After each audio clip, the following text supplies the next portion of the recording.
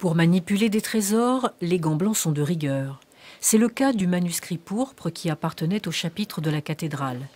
C'est l'un des 40 manuscrits numérisés à la bibliothèque Carnegie, dans le cadre d'Europeana Regia, un programme de numérisation d'ouvrages carolingiens.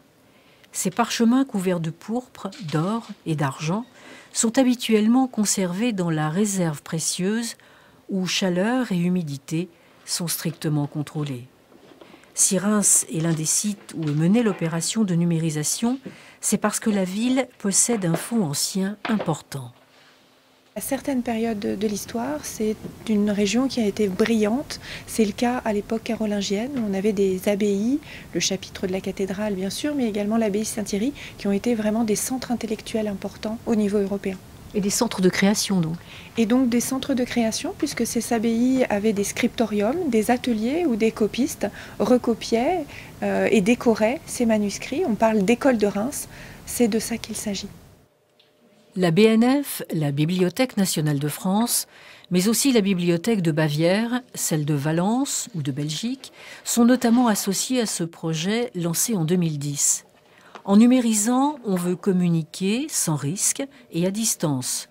On préserve et l'on partage une mémoire. Pour cela, sans casser la reliure, on photographie les manuscrits feuillet par feuillet avant un traitement informatique des clichés. Un véritable travail de précision. Chaque document a ses propres spécificités.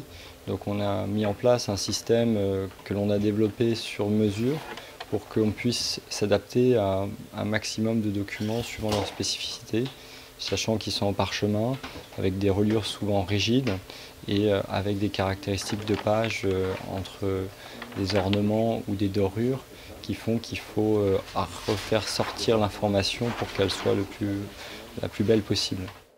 Ce programme d'ampleur donnera naissance fin 2012 à une bibliothèque virtuelle, un renvoi à l'histoire aussi, car on reconstitue ainsi la zone d'influence de l'Empire carolingien.